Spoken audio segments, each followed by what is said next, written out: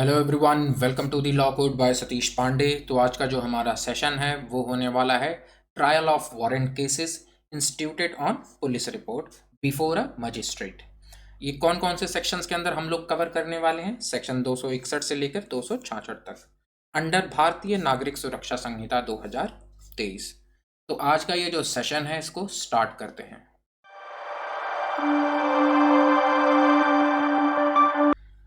अच्छा, ये जो कॉन्सेप्ट है warrant cases based on police trial, इसको समझने से पहले कुछ बेसिक जो कॉन्सेप्ट हैं एक बार उसको क्लियर कर लेते हैं।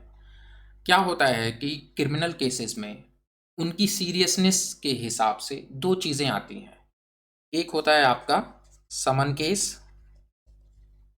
और दूसरा होता है आपका वारंट केस।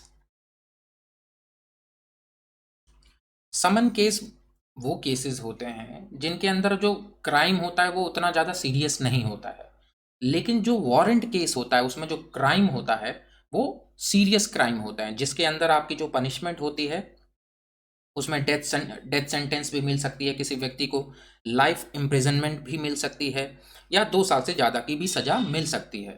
तो ये होते हैं आपके वारंट केसेस। तो आज जो हम लोग पढ़ने वाले हैं वो है वारंट केसेस।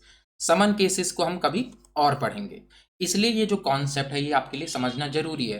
क्योंकि मान लो ये जो शब्द लिखा है warrant cases based on police trial, तो इसका मतलब जो है वारंट केसेस मतलब सीरियस क्राइम है कोई जो कि पुलिस ट्रायल के ऊपर बेस्ड है। मतलब कोई ऐसी जो एफआईआर थी जो पुलिस के पास करी गई है किसी व्यक्ति के द्वारा, मतलब जो भी विक्टिम है जिसके साथ वो अपराध हुआ है वो व्यक्ति क्या गया, वो कहाँ गया, पुलिस के पास, उसने वहाँ एफआईआर लॉन्च करवाई।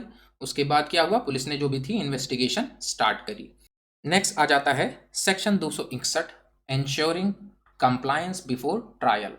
अब इसमें होता क्या है कि जैसे कोई भी जो अक्यूज्ड है, मतलब जिस पर्सन के ऊपर जो है आरोप लगे हैं, वो जैसे ही कोर्ट के सामने अपीयर होता है, कोर्ट यानी कि मजिस्ट्रेट के सामने जैसे ही वो अपीयर होता है या तो उसे लाया जाता है, तो ऐसे केसेस में जो मजिस्ट्रेट है वो एक चीज़ इंश्योर ये करना चाहता है क्या सेक्शन 230 जो है उसको फॉलो किया गया है या नहीं। अब सेक्शन 230 क्या बता रहा है यहाँ पे कि जो भी अक्यूज्ड है, मतलब जिसके ऊपर आरोप लगे हैं, उसको कुछ चीज़ों की कॉपीज जो हैं वो मिल जानी चाहिए। तो सबसे पहली जो कॉपी उसे मिलनी चाहिए वो मिलनी चाहिए पुलिस रिपोर्ट की। दूसरी एफआईआर की उसको कॉपी मिलनी चाहिए।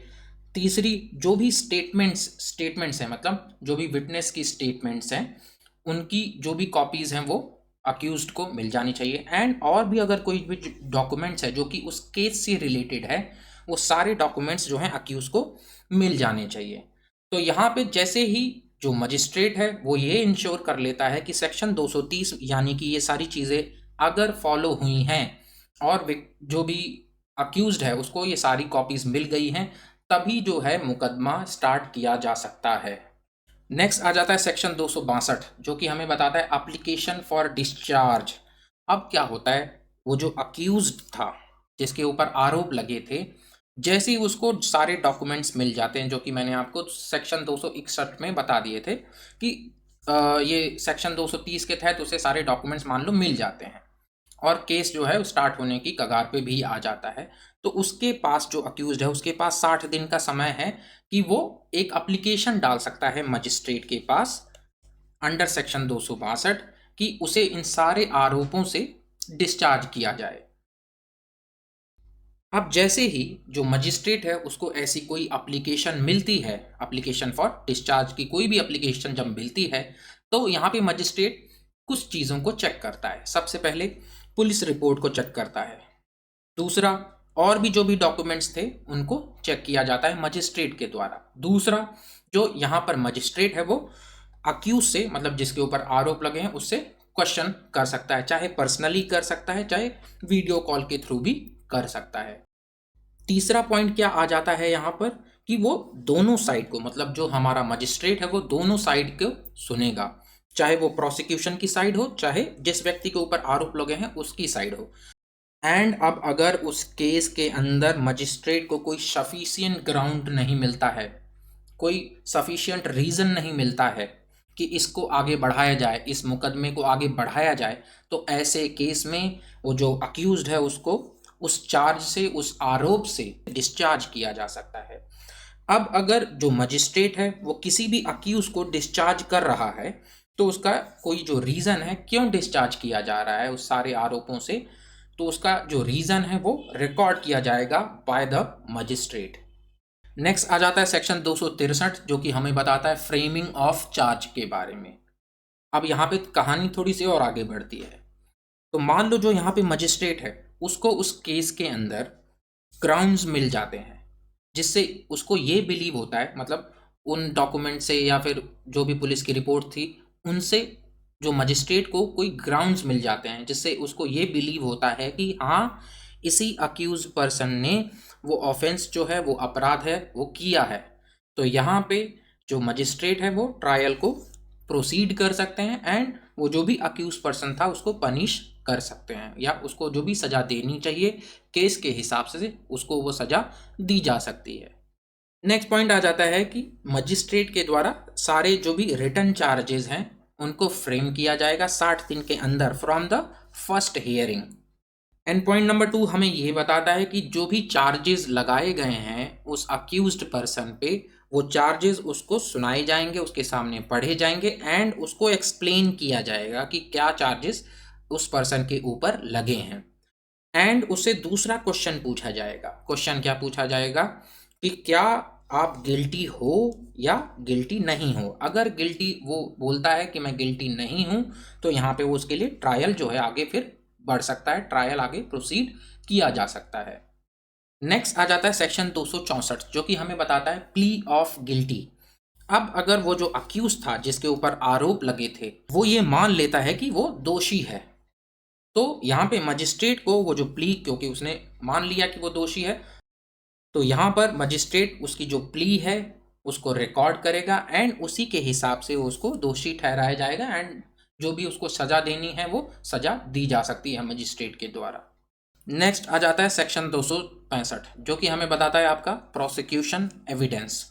अब ये जो इसमें ये जो शब्द है प्रोसिक्यूशन, इसको एक बार समझ लेते हैं ब्रीफ में। क्या होता है कि क्रिमिनल केसेस में दो पार्टीज होती हैं, वैसे जनरली दो पार्टीज होती हैं। एक होती है आपकी प्रोसिक्यूशन और दूसरा होता है आपका डिफेंस। डिफेंस वो साइड होती है जिनके ऊपर आरोप लगाए गए हैं, जो कि अक्यूज्ड की साइड के लोग हैं। एंड प्रोसिक्यूशन वो साइड है जो कि आरोप लगा रहा है, जो कि यहाँ पर विक्टिम की साइड से लड़ रहा है, मतलब जो भी आपके पब्लिक प्रोसिक्यूटर होंगे, क्योंकि यहाँ गवर्नमेंट ही जो है चार्जेस प्रेस करता है। अब आ जाते हैं कहानी में थोड़ा और आगे। अब क्या होता है कि मान लो जो अक्यूज्ड है जिसके ऊपर आरोप लगे हैं वो गिल्टी प्लीड नहीं करता है, वो बोलता है कि मैं गिल्टी नहीं हूँ और मुझे ट्रायल चाहिए। तो ऐसे केसेस में जो मजिस्ट्रेट हैं वो एक डेट फिक्स करेंगे, किसके लिए? सबसे पहले यहाँ पे मौका दिया जाएगा प्रोसिक्यूशन को, जो कि चार्जेस प्रेस कर रहे हैं। तो यहाँ पे सबसे पहले मौका दिया जाएगा प्रोसिक्यूशन को, अपने जो भी एविडेंस हैं, स्पेशली जो विटनेसेस हैं, उनको प्रेजेंट करेंगे। जो भी डेट फिक्स की गई है उस डेट पर जो भी प्रोसिक्यूशन के जो भी एविडेंस या फिर जो भी विटनेसेस हैं वो उसको प्रेजेंट करेंगे। दूसरा, जो विटनेस स्टेटमेंट रिकॉर्ड करी गई है पुलिस के द्वारा, उसकी एक एडवांस कॉपी किसको मिलनी चाहिए? अक्यूज्ड को, जिसके ऊपर आरोप लगे हैं।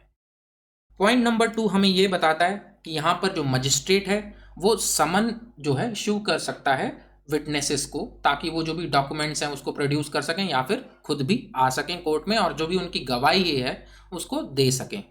पॉइंट नंबर 3 हमें बताता है कि जो डेट फिक्स की गई है मजिस्ट्रेट के द्वारा, उस दिन जो प्रोसिक्यूशन के साइड के लोग हैं वो अपनी जो भी एविडेंस हैं, जो भी सबूत हैं, उसको प्रोड्यूस करेंगे। अब यहाँ पे क्या क्या हो सकता है? सबसे पहले जो मजिस्ट्रेट हैं वो सारे जो एविडेंस है उसको रिकॉर्ड करेंगे एंड अब अगर कोई क्रॉस एग्जामिनेशन है उसको डेफर्ड कर सकते हैं, उसको पोस्टपोन कर सकते हैं। क्रॉस एग्जामिनेशन को क्यों पोस्टपोन करना है? कि मान लो कि वो जो चाहे डिफेंस की साइड के लोग हैं वो चाहे ये चाह रहे हैं कि पहले जितने भी विटनेसेस हैं उनको हम लोग एक बार एग्जामिन कर लें, उसके बाद क्रॉस एग्जामिनेशन का जो काम है वो किया जा सकता है। दूसरा, यहाँ पे जो विटनेसेस हैं उनको दोबारा भी बुलाया जा सकता है, अब अगर किसी इशू के ऊपर क्लैरिफिकेशन की ज़रूरत है तब। एंड लास्ट पॉइंट ये बताता है हमें कि जो विटनेसेस हैं वो एग्जामिन किए जा सकते हैं ऑडियो या वीडियो इलेक्ट्रॉनिक मीन्स के द्वारा भी। नेक्स्ट आ जाता है सेक्शन 266 जो कि हमें बताता है डिफेंस एविडेंस। पहले क्या था? Prosecution evidence. अभी हम डिफेंस की साइड को दे रहे हैं। अब जैसे ही प्रोसिक्यूशन अपने सारे एविडेंस या गवाहों या सबूतों को प्रोड्यूस कर देता है कोर्ट में, तब उसके बाद किसको मौका दिया जाता है? डिफेंस की साइड को मौका दिया जाता है। तो यहाँ पे अक्यूज के पास चांस है कि वो अपना जो भी डिफेंस है, अपनी साइड की जो स्टोरी है वो रख सके, एंड जो अपनी साइड के जो भी एविडेंस है, जो भी गवाह हैं, जो भी सबूत हैं, उनको रख सके।